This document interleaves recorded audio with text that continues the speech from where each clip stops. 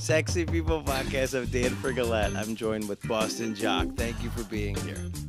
Hey, thanks for having me. I know it from a small bird that your name happens to be Ken. Is it all right if I call you Ken? Yeah, absolutely. Can I have your stats? I've never asked anybody to do this, actually. How tall are you? So I'm 5'7". I'm 180 pounds, 185 on a good day. And length, girth? 51 inches at the shoulder, 43 inches at the chest, 6 inches-ish and kind of thick. I mean, what? Fine. So wait, I know that you're taking some time out here for before you go to the gym, so I appreciate that. What is your gym regimen right now? Well, so I work out 6 or 7 days a week. It just kind of depends. I spend my Saturday nights at a club, so if I go really hard on Saturday night and get home at like 11 a.m. on Sunday morning, then I generally don't go to the gym on Sunday. But as long as I'm home by like 8 or 9 a.m., I'll take a quick nap and then I'll go to the gym on Sunday. Do like a light full body circuit and then call it a day. But I work out solidly 6 days a week, do kind of a rotation. Right now I'm seeing a trainer, so I see him Tuesday, Wednesday, Thursday. Yeah. Well, you're fit. What's the virtue of the trainer? Just somebody to yell at you? What do you like about the trainer? So I dropped my certifications, but I was a certified personal trainer as well. So when I started bodybuilding, I started at 110 pounds. I got myself from 110 to 180, and then I plateaued. I've hit a point where I've gotten to 190, but that was like a couple of weeks, and I wasn't able to get myself past that. So I've started seeing a personal trainer. He's a pro bodybuilder. He's competed at the Olympia level. So the idea is that, that's the right kind of person to kind of shift my routine and help me get to my goal, which is 220 pounds. 220? That's a different guy. Yeah, I want to put another 40 pounds on this frame. It's literally 2 of me from when I started.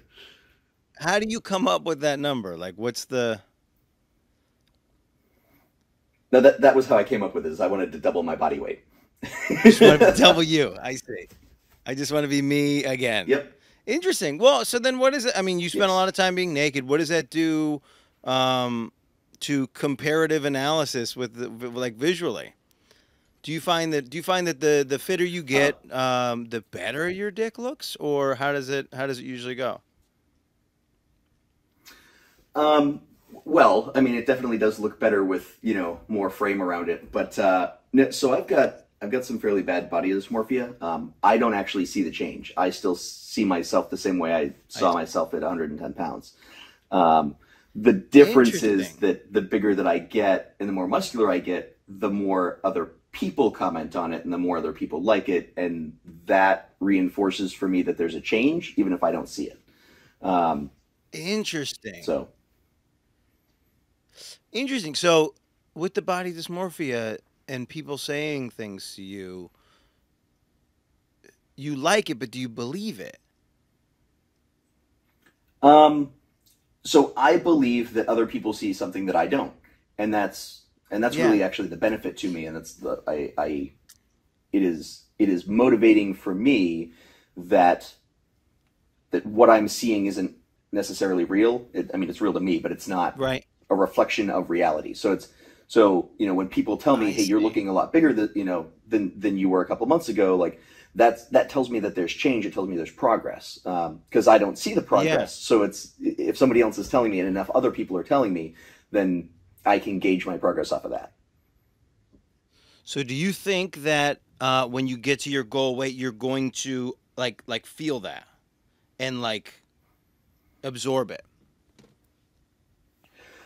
Yeah, I mean, I think, and we won't know until we get there, but I think that at the point that I'm double my initial weight, I won't be able to logically deny that there's a change there, that there's like, logic dictates that at 180 pounds, I can't argue that there's 70 pounds more of me than there was when I started.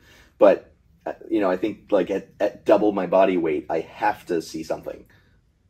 So. And what's that timeline? 110 to 180. What was that timeline? Yeah. So that was over the course of 2010 to basically 2021. Um, Part of that is I was in the Navy when I started.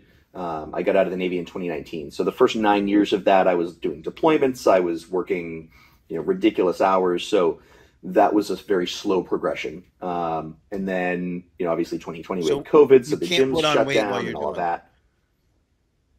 that. It's very hard to. You can't eat enough. I You see. can't work out enough. All that stuff. So it all kind of gets in the way and slows the progress down. So it's been 12 years, but there's a lot of stuff in there that happened that inhibited progress or made the progress harder. So Yeah. But I don't think putting 70 pounds on is a small feat for anyone. So, no, it's but not. so I do you see or talk to anybody about the body dysmorphia? Like I don't know for people that can't grasp it, just the idea that what you see in the mirror doesn't match what other people's outward progression is. How do you like discuss it with yourself? How do you deal with it? I mean, this is an extreme solution, right? Doubling in size. Um, but then, Yeah. again, my fear and people's fear for stuff like that is always that, like, what if I get to my goal and I still don't see anything? And then how do I deal with it then? And is there some way to mitigate that? Does talking help? Yeah. So I'm not a big talker. I've tried therapy in the past for different reasons, and I've no disrespect to anybody in the profession. I find it to be useless. I know plenty of people that love talking to their therapists. I don't see a purpose of it. My therapist is a circular weight, about 45 pounds, and I pick it up and I put it back down again. Um, I my method of coping with it, probably not the healthiest, was to start an OnlyFans. Well, I started Yeah. Naughty Twitter, and then I went into OnlyFans and Just for Fans and that kind of stuff. So my coping mechanism is basically sex work, content creating. Um, you know, Yeah. People like it, people see it, people comment on it. I get noticed in clubs. I mean, I went to London, and in the middle of a nightclub in London, someone yells, "It's Boston Jock!" So, so like Right. for me, the coping mechanism is that I have to acknowledge other people see something that I don't, and I'm okay with that. Yeah. I can internalize that and say, look, when I look in the mirror, that's not that is a reflection of what's going on in my head. That's not a reflection of reality. And so, I can take that, I can internalize it, and acknowledge that other people are seeing what I'm not. So Yeah. Interesting. Interesting. I don't. Yeah, it's hard when we're pushed with stuff like this to like try to intellectualize it. It is interesting your perspective on therapy. My perspective is I've been in therapy and I identified some things and I still can't do anything about those things to stop me from sure. doing the shitty behavior. Um, so, but yeah, so I don't have the answer. So that's why I wanted to ask what your thoughts would be. But so a lot of things I want to ask you. Let's Okay. let's start with you're talking about the club. This is a an, part of the occupation, or this is just blown off steam. A little of both. I really, really like like heavy bass music. I've started getting into house and circuit, that kind of stuff in the last couple of years. So it started as kind of just a way for me to satisfy that, go find a subwoofer and stand in front of it, let it shake me.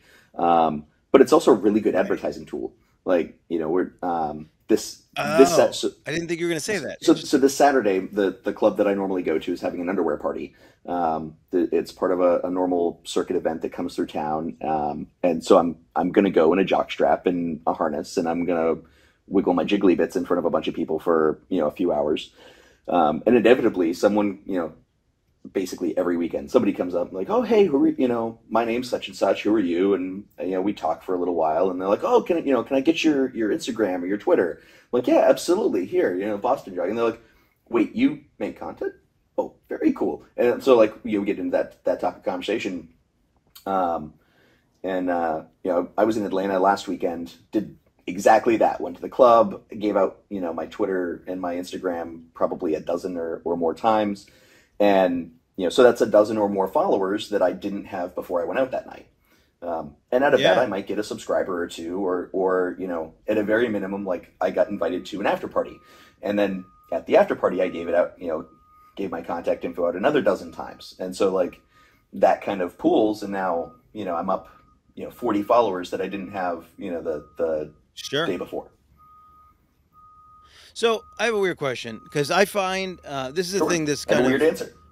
plaguing the dating site kind of world where somebody will put their content on a dating site, and I think that upsets people. So almost to the extent where it's like, oh, is it false advertising? Like you're on Tinder and you're trying to pump your content. Is Do people feel that it's the same kind of thing where, I mean, you're at the club, you're not necessarily advertising yourself as a single person, but do people get disappointed, or do they think that it's not fraudulent, but kind of, I guess, do they get disappointed when they find out that you have a page and maybe that's like the goal of the hang and not that you're like there looking for ass? So, generally, I would say no. Generally, people actually are very receptive to the fact that I make content. And, because in a lot of ways, it's like, hey, look, here's what it's like with me in bed, in case you were curious. Right. But Right. there are people obviously that their interest in me and their interest in coming up to me was try and take me home, and that's not out of the question, by the way. That's perfectly on the Okay. table. Right. It's just I'm very particular in who I sleep with, on and off camera. Yeah. So it's there are people that will just like with somebody who doesn't create content. There were people who come up to you and want to try and take you home, and you're like, yeah, no, sorry. Um, and then there's Right. other people that Right. I'm like, all right, let's. I mean, there's a dark room over there. You want to like? I'm not beyond that. So Yeah. Yeah. That's a good answer. I like that. I do like that response to the nature. So you were in the Navy, you said, for a decade. Is that, did I do that math right? And 16 then years. when you're in the Navy, sorry, the lag got me there. Sorry. Uh, uh, You were in the Navy six, how long? 16 years. 16 years. Wow. 16. Um, Yeah. 16. Um, and while you're in the Navy, are you out personally? No, I was not. I was You very, were very not. much in my closet up until the last like 2 years. Um, the last couple of years I came out, that was the biggest mistake that I ever made.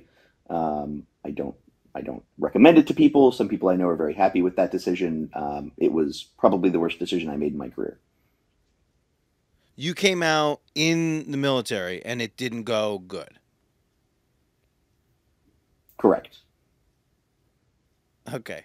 What was the immediate like disappointing response that you didn't anticipate?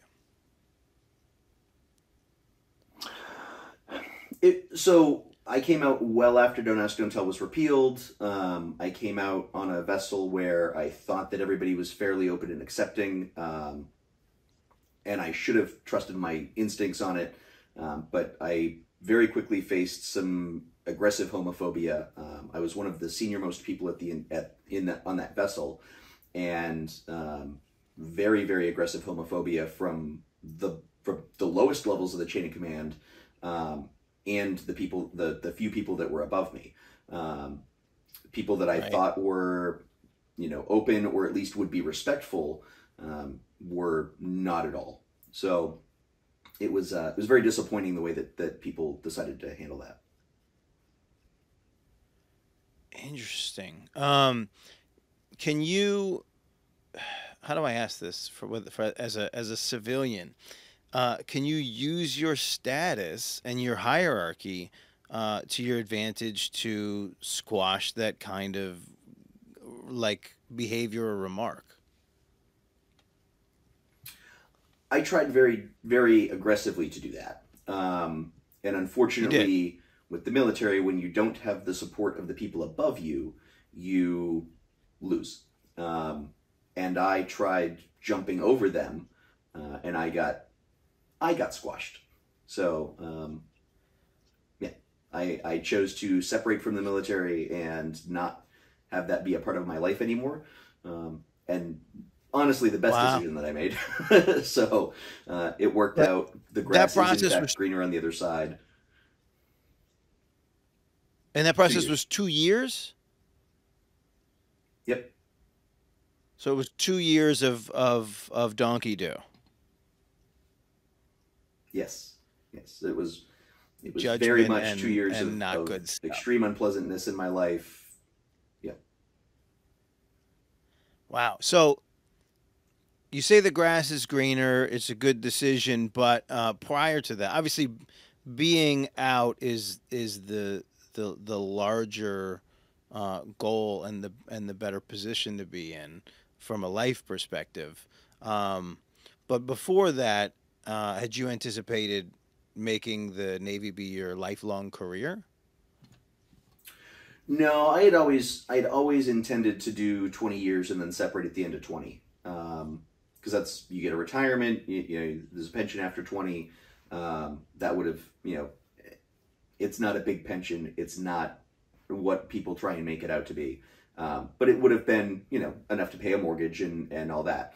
Um, you know, so I think, if I remember correctly, my pension would have ended up being somewhere right around $23,000 a year. Um, and so, you know, the decision to get out at 16 years was not a insignificant financial decision, but it was well worth it, and I have zero regrets. I do not miss that. Yeah. Okay. I know you said previously on another podcast that there was um, homosexual behavior on boats. You know, when you get a bunch of guys together and they're at sea or they're unable to sort of go out and socialize, that kind of stuff happens. Um, I don't know, the way it was described in another interview kind of felt more like jail rules than like people having tendencies. Which one do you think it is? I guess is the question.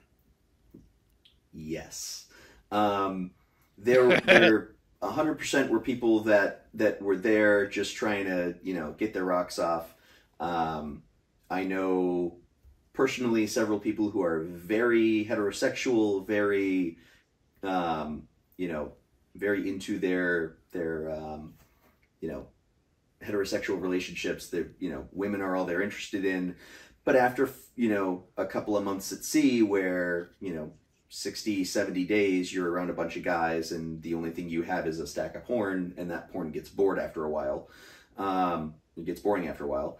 You get a little bit more adventurous or a little bit more desperate to find a way to release. And I know some people that, you know, chose the option of, you know, a mouth's a mouth, or, you know, a hole's a hole, and, you know, maybe I don't pay attention to what it's connected to. Um, you know, so they maybe not, maybe they, you know, will never go that direction again. Maybe they never, you know, intended to go that direction. But, you know, desperation puts people into interesting moods and interesting willingness levels to explore things. Yes. So, So you know, you said that you weren't out during that time. So did you feel like that's who you were? That you were the guy who just needed to bust in a mouth? oh no, I was the guy who was terrified to even approach that method. I I never messed around on the boat, because I knew that I was gay. Because I knew that. So I have some friends that actually did jail time because under Don't Ask, Don't Tell, if you were discovered to be a homosexual, if you were, especially if it was on a military base or involving a military vessel, they could absolutely throw you in prison. And I know people that did brig time and did jail time because they were found having sex on the base, not on the vessel, not on anywhere that, like, they were on the, just because they were on the base. They were put in jail for homosexual behavior because we all had to sign a paper that said we acknowledged we were not homosexual and would not engage in homosexual activities. It's a page in my service record. So I have friends that did jail time, and as a result, I was petrified of anybody even suspecting that I was gay. There are people that I served with for years that I considered very close friends when I was, serving with them, who had no idea until, 2019, 2020, when I got out of the Navy and then, announced that I had a fiance and that I was, that I'm gay. And that was where someone was like, wait, hold on. You're gay? yeah, I am. So yeah, I never get engaged So in any interesting. of that. Homophobia is so like hilarious and awful simultaneously because it's just so ignorant. It's that there would be a law or a rule or a piece of paper is mind blowing. So I misunderstood then. So Yep. I guess my question was more about your own self understanding while you're in the Navy. You were aware that you were gay. This was not a thing that you were denying about Yes. yourself. This was just something that you did not want to be out in public. And as a result, Yep. people are having hetero questioning possibly gay sexual experiences that you don't want to be involved in because you're authentic and that could fuck it up for the rest of your career. That's wild. Yes. Yep. Yeah, I knew of That stuff going that's on. wild. I knew people Yeah. that were doing it, and I could not bring myself to be a part of it because, if somebody actually suspected that I was actually gay and not just experimenting or not just, trying to bust a nut, I was petrified of the results. What a weird psychology that like you're worried that um Right? you'd hook up with somebody and be so good at it and so impassioned about it that they would know that it was authentic. And that's scary. That's so scary. Um, I'm sorry that you had to deal with that. That's such. It's like a weird purgatory in a way, Yeah. right? Because there's like you have all these relationships, things are going on, but you can't partake because of all of the factors. Yep. Um, that's wild. Um, so you had no experience in the military where you were just out and everything went smooth. It was immediate turmoil and then figuring out why did it take 2 years to leave and when did you decide to leave and then how does that even work? Can you decide to leave or do they have to decide for you kind of thing? So you've got really kind of two options. The first is you wait until the end of your contract, which is what I did, because we're contracted for a set period of time, and then a lot of people reenlist and extend that that contract gets extended out. The other direction is that they can choose to separate you for some cause. So they can decide that if you broke a rule, if you did something egregious enough, they can kick you out. So my choice to separate was that at the end of my contract, I would not be extending. I would not be moving forward with my military career, and that in and of itself creates problems because people figure that out about a year out when you don't submit your paperwork to reenlist and you don't express any interest in what your next orders are going to be, where your next duty Oh. station is. Um, Yeah, how so gnarly. So for a year where you would be asking the promotional questions, you just don't, and people start to understand what's going on. Interesting. yeah, and I didn't hide it, right? At that point, we were a year into me being the target of some very aggressive homophobic behavior, so I was very clear about the fact that I would not be staying in, I would not be extending. There was no question, there was no negotiation. I was getting out, and that was received poorly. So on top of everything else that was going on, that was an undercurrent of, well, I'm not staying in anyway, so why would they put in any effort to temper their behavior? I see. So because you're not staying, they it was more license for them to act shitty, you're saying? Yes, Because there's less consequences moving forward because you can't block their career. because right, I'm not staying in, so there's nothing that I can do, to either block their careers or to, make life difficult down line, I wouldn't, I was not going to be advancing any. There was no chance that they were going to work for me in the future. So there was Yeah. no reason for them to, behave in, they had to keep it below the point where they could get in egregious trouble for it. But as long as they weren't doing anything, as long as nobody took me and beat me out back, which is a little hard to do because I'm, not a small guy, they weren't going to get in trouble for anything. So, they had some very, So I guess that was going to be my question. as far as staying out of trouble. So you're not getting beat on, you're not getting jumped, nothing like that. It's comments, it's shitty behavior, it's general attitude. It's now you have an understanding where it's coming from, that it's coming from hatred and bigotry, and it just hangs there for a year, 2 years. Yep. Yep. And the people that I worked for would do nothing about it. The people that I worked for that were also acting in this way were, they would assign me extra work to do. They would, when we would normally help each other because there's, so much work. And, if we're in a situation where I'm overloaded, usually somebody would pitch in and help take up some of the slack. They were aggressively not doing that. That, they would make a point of, rather than helping, they would, take the route of, trying to counsel me or get me in trouble because I wasn't doing all of the work, even though the way that the system was set up is that we would, people at the same level would share workloads when one person became, Right. unduly loaded up. And so they chose the path of just hammer me from all directions, and not in the good way. Yeah, it's like office politics at its worst. Yeah, not in the good way. The Yeah. I lost track of what I was gonna say. So what kind of vessel were you on, and what was your role in So I the was on Navy? submarines. I was on 4 different fast attack submarines. Is it My job is it initially was nuclear operation of the nuclear thing? reactors.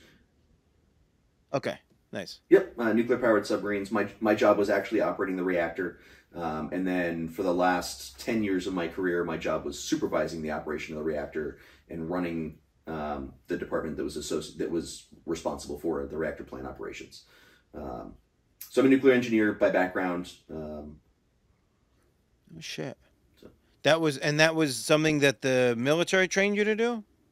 yes, yep, yeah. All my And training was are you was using in the that military. now? Sort of. So I'm an operations trainer at the electric utility company. I'm leveraging the engineering and the electrical side of it. My primary role is adult education. So I teach people, I train people in a highly technical field. So I leverage part of that experience for it. Okay. Um, all right. So we've alluded to a couple different things, from the content creation to the um, to hooking up and some of this stuff. What do you, as a sex worker, what's your first like bullet? Content creator? Yeah, yeah. And then I know you'll do private parties, you'll do things like that. Um, do you consider that part of the same role? No, well, yes and no. I mean, it's all kind of under the same umbrella, but yeah, obviously Yeah. my first focus and my primary is the content creation. But I do, as a result of that, I get asked to do things like private parties or escorting or that kind of stuff.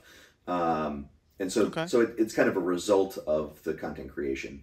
But yeah, I do bachelor Yeah. parties. I've gone and I've done a couple of really fun bachelor parties. I typically stay away from anything that's like one-on-one, mostly because the people that approach me to do that are looking for like the dollar store version, and I'm not the dollar store kind of guy. Explain that. So for example, I actually got a message on Twitter the other day that was someone, asking me to go and spend a couple hours with them. We did not get to the details of what they were expecting, but we can all guess. and they were like, well, I'll pay you, $50 to come over and, spend a couple hours with me. Well, no. Um, I, not to sound pretentious, but my day job pays me very well. I don't do this because I am, trying to put food on the table.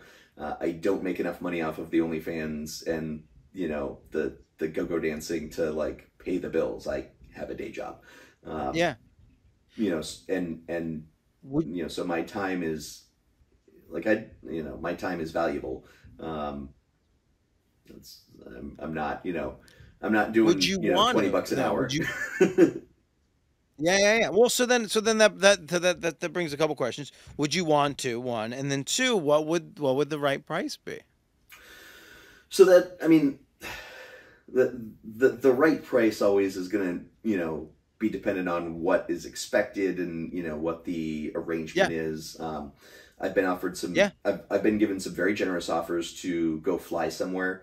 I had an offer that the gentleman wanted to fly me to another city, had me spend the weekend with him. He was paying for all the travel. The financial aspect of it was quite generous. Basically equated to one of my paychecks for the weekend. And I get paid every 2 weeks. He was going to pay me about the same amount that I would take home from that. Very generous. I totally would be on board with that. I'm not selling my booty hole for $50. It's not going to happen. So it's, well, if you did that trip, is there an expectation that you have to have sex? So, that kind of, we never got to that discussion point. We got to the part where, I wanted to know what his expectation would be. And I was trying to verify that I'm not flying out to meet someone who's going to murder me. And he cut off communications at that point. So I may have dodged getting murdered. The $50 guy. I don't know. Maybe I'll never know. Yeah. No, that was the very generous guy. When I got... you didn't do it. I asked to verify identity and all that kind of stuff. No, I didn't. Yeah, of course. No, because we got to the discussion point. It was like, I do need to verify, who you are. That Mr. Faceless profile approaching me on OnlyFans.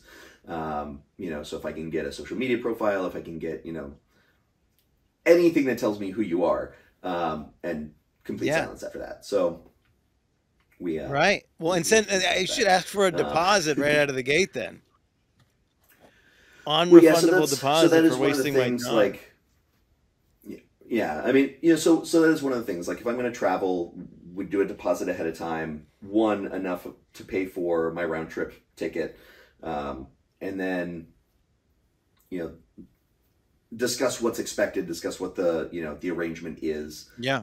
Some of that gets a little dicey because you can't, I can't accept money for sex. That's problematic in many states in many ways. But I can accept money in exchange for my time. Federally. And if, right.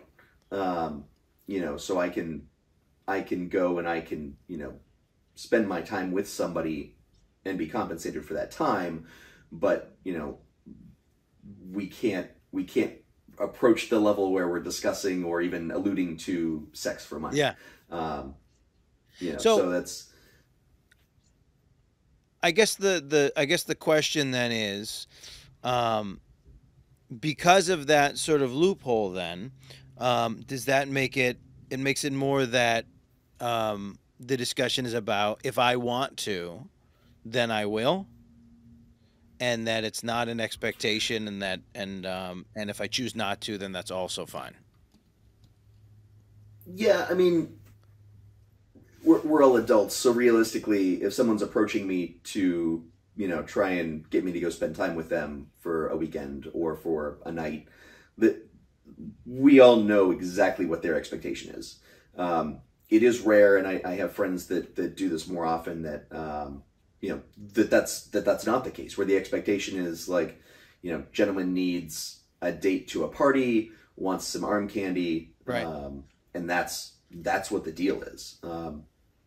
I have plenty of friends that do that.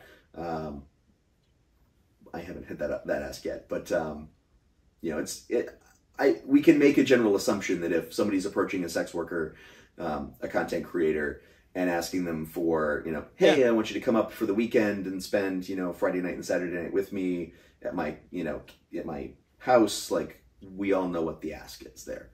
Um, But as the commodity, doesn't that mean that you have to be wined and dined and not necessarily convinced, but that it had the conditions have to be right, not that it's just pay to play. Is that fair? I mean, invented Viagra for a reason. Fine, fine. Fine. So, in the other interview, you talked quite a bit about your piercing. They call it Prince Albert. I don't know why. Do you know why they call it a Prince Albert? I don't remember the history behind the name. I had looked into it at one point. I don't recall. I don't remember what the background on it is. I just did my research, and I don't the most recent content. You don't necessarily have the ring in. Are you taking it out for content specifically? Is something going on? Did I just catch a wrong wave of content? Are you keeping it? What's going on? So I take it in, I put it out. It varies on the day. It varies on my partner. There are some people that are not comfortable with a 3/4 inch metal ring being shoved inside of them. I just filmed with somebody who I will not name because while I kiss and tell, I don't, bloopers and tell. I had this guy, Yeah. very, very hot guy that I had,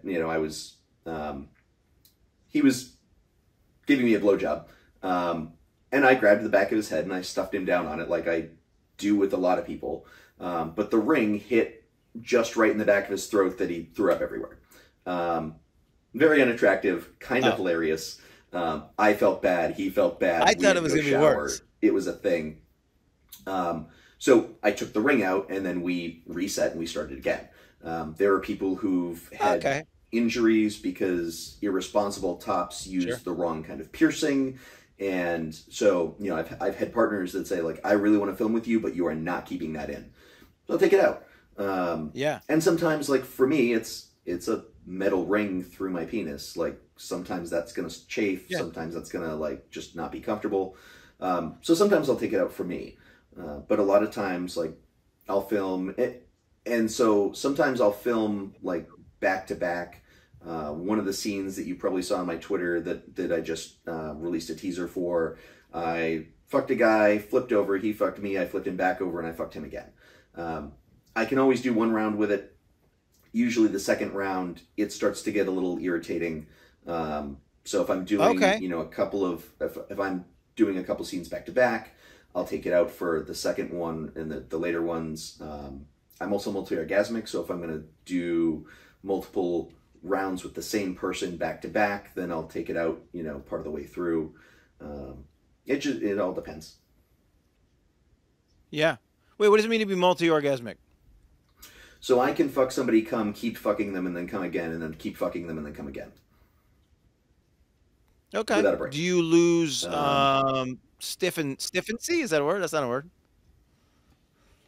No, generally it's volume. Does your dick lose consistency? Okay. Yeah. No.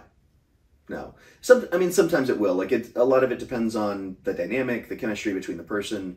But I filmed with Jason Luna back in March, and I went 6 rounds. We did a quick water break between 3 and 4, I think. But I just kept going. And it was I stayed hard the whole time. There was no kind of like, oh, I need a break was I'm literally dehydrating because I sweat a lot and so we stopped and grabbed some water and kept going. But it's I don't really have a refractory period, which is what that's called, like where you have to like get soft and then get hard again.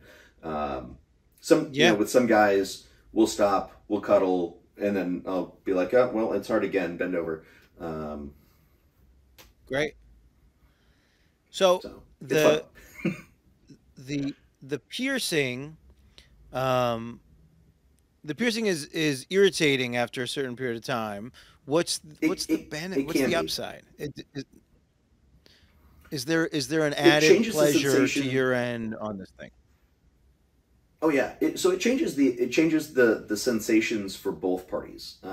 It's definitely something I recommend trying as a like for people that are bottoms, I definitely recommend trying a Prince Albert at least once. It's a whole nother ball game. And so like for me, I love having it tugged on. The sensation of, you know, pulling on that piece of skin that it's a very heightened sensation for what you normally get. Because you know, most guys, like the underside of the penis, that area right there is highly sensitive. There's a, you know, very you know, it's very pleasurable. When you add the ability to tug on that, or you add something moving there, it's significantly bigger. Wow. Bigger sensation, more sensation. The flip side, you know, for the bottom, you know, most guys can, like, if you've bottomed before, you know that, like, you can feel there's a penis inside of you. It's a thing. With the ring, you can feel exactly where that ring is inside of you. There's no like, oh, you're so deep. It's like, I know precisely where that ring is. So it adds a different level of pleasure to the bottom, who's like, now your attention is dragged straight into where that ring is and where it's moving. You can track it the whole time it's in there. So it's a different sensation for both parties. Yeah. So so I guess I don't even understand the piercing. So I know when you pre-explained it, it's that they put a rod and they pierce you from underneath. So they pierce into the urethra. So are you coming out of the piercing hole? Is that a dumb question? It does come out of both holes, yeah. No shit. Yep. And then do you have any say in that? Like, do you have any control over that? How do I ask that? It's not really something you can control. It really comes down to, like, this is going to sound like a super nerdy, but it comes down to basic hydraulic principles. If you take fluid and you push it through velocity. If you take fluid and you push it through a straw, right, it's going to come out the end of the straw. If you poke a hole at the bottom of the straw, it's going to come out of whichever hole, you know, or both holes, but it's going to distribute the pressure across both of them. So like when I pee, I can plug one of the holes with my finger. I shoot less far. That's about the only difference. Okay. But what does it do for the sensation? Is it a nice sensation coming out of two holes? That you didn't anticipate. I don't really feel it coming out of, you know, like, I don't really feel, you know, it expelling out of one hole or the other. You know, since like the sensation for me is more centralized, you know, inside rather than, you know, where it's coming out. So it's kind of, you know, an added like. I'm listening. Sorry. Yeah. So it's just kind of an extra place that it comes out. The only real change is that I don't shoot as far as I used to. I'm not going to hit myself in the face with it when I come. It's, you know, it might make it to my chest, and then there will be some oozing out on my hand. But yeah, which that's also nice. Was that a change that you knew was coming? Not to be punful. It's a change I wasn't. That I knew that it was a thing. It was going to happen. It wasn't something that I really thought through. You know, it's kind of like you know, taking a leak. I didn't really think about the fact that, you know, I'm now going to have two streams that I have to worry about. Or if I have the ring in, then basic hydraulic principles say that water tracks the surface based off of surface tension. So I now have a water wheel of doom when I try to go pee. So things like, you know, standing up to pee at a gas station bathroom. Yeah. So that doesn't really exist anymore. Like, urinals are sometimes okay. At home, I just sit to pee because I'm not. I love a sit to pee anyway. Yeah. So one of the things that you described when they did it was they put a rod in your urethra, and what's it? And then I heard you talk about in another interview. What's that pressure called? There's a term for that that experience? For like when they put the rod in. Yeah, you call it like sound rodding, and you already enjoy Yeah, sound it's rodding. Explain that to yeah, me. it's sounding. So sounding is at its basis. You take a rod, either metal. Some people use glass, which I do not encourage, or like silicone. So and you insert it down the urethra, and sometimes those rods are short. Sometimes those are much longer, and it gets its origin from a catheter, to be blunt. Sure. And so like the long silicone ones, I've got a set in the other room. You stuff it down and like you can put it all the way in and it gets all the way to your bladder. The metal ones, it's similar to a urethral dilator, so it stretches the urethra out. And Yeah. so you just metal rod in, kind of stretch things out a little bit, wiggle it around. You can hit the prostate if you're using the right type. And so that's really all it is to for the piercing is they take it's a rod, it's just hollow, and they stuff it in there and then they pierce into that rod so that they don't poke through the other side. Yeah, but I wanted to talk about the pleasurable version of what you're talking about, and how do you Yeah. discover that? And I mean, I think that there's a couple of things that are horrifying to people in general and men from being a kid. And number one is like anything happening to your eyeball, and then the other one is anything going into your pee hole. So how do you get to the place where you're like, this it seems like an experimental area? Did it happen sort of like naturally through research? Like, how does that happen? And you have paraphernalia, so this is a thing that you're involved in often. Yeah, so the internet's a magical thing. I I have discovered most of my kinks and fetishes either through the internet or through friends, or playmates. And Yeah. so sounding is one of those where I saw it on the internet and I went, huh, that's interesting. And then I saw on one of my favorite websites when I think I was shopping for a cock ring at the time. And I saw like they had a cheap set of silicone sounds, and I was like, well, that might be. It's cheap. It's something. I can give it a shot, see if I like it. I saw it. It looked kind of fun. And then so you buy the cheap version, and you're like, okay, maybe this is something that's for me, and so you buy the more expensive version, and so now I've got like a 14-piece metal set with a whole bunch of different sizes, and you can graduate up, and they're like that long, and Like a so butcher. yeah, so you just put a little bit more money into your hobby, and you find out what you like and Right. what you don't, and yeah. Explain like describe the sensation then. Um, so it's one of those things where like you can feel exactly where the end is. It is stretching your urethra out, so it's you can feel that expand as it goes in.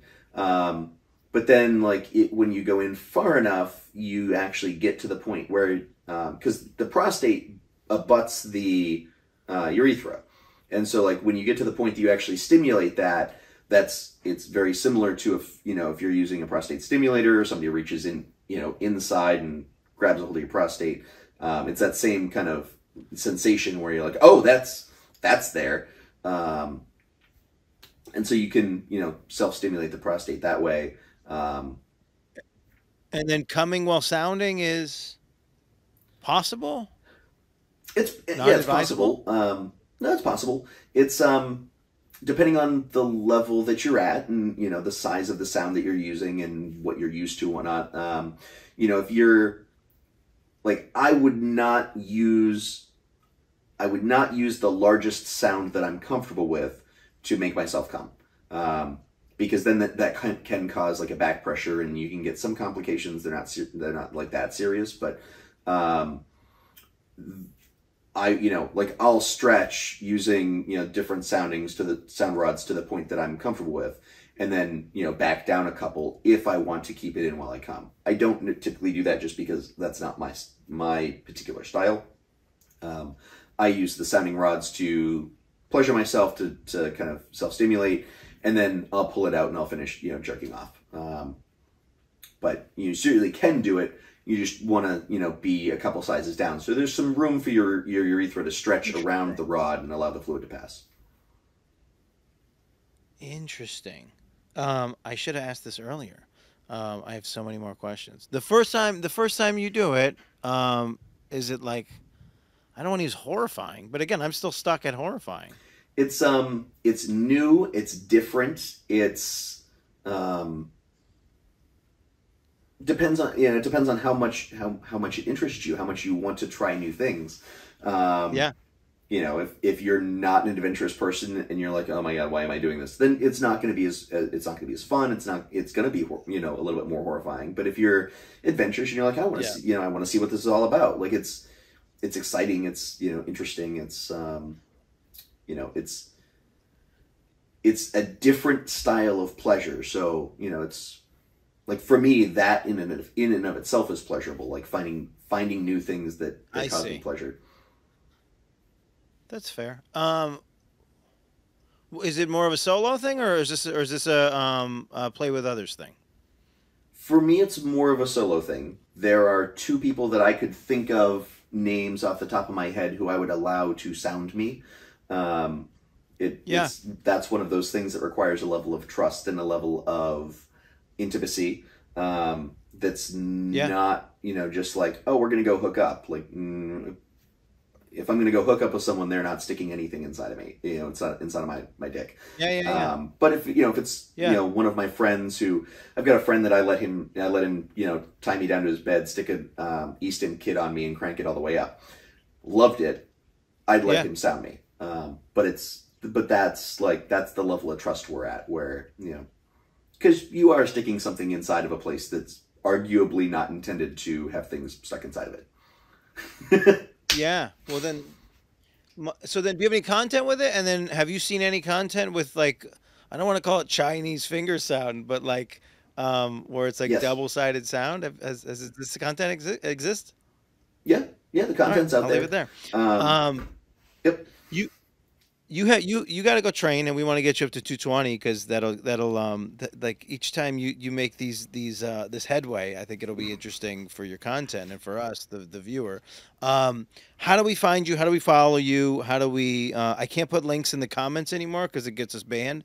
So let's say them, of how we can get you money and how we can pay for your content. Yeah, so the easiest way is to look me up on Instagram or Twitter. Instagram is Boston Jock. Twitter's Boston Jock XXX, if I can speak. Both of those profiles have a link it's a MySlink app. It's myslink.app/Boston Jock. It's in the profiles. That has literally everything. It will bring up this little pop-up that shows my OnlyFans, my Just for Fans, my For My Fans, my Amazon wish lists, my Cash App. Everything is in there. And so, it's the easiest way. Jump on Instagram, jump on Twitter. Instagram, again, is Boston Jock. Twitter's Boston Jock XXX, and that's the best way to get me. Perfect. Thank you for doing this. Thank you for your time. And it's Sexy People Podcast. We have a new episode dropping every Monday. This will be this Monday. We'll break up into content. We have it on YouTube. We're on Google Play. We're on iTunes. Wherever you are, we are also there. Check out our content on Instagram, PSAT Pod. And then please follow this gentleman. I have to interview you like 3 more times. I have many more questions to ask you. I appreciate your time. Perfect. I appreciate you being here. And thank you so much. Hey, thank you for having me. Ken, thank you.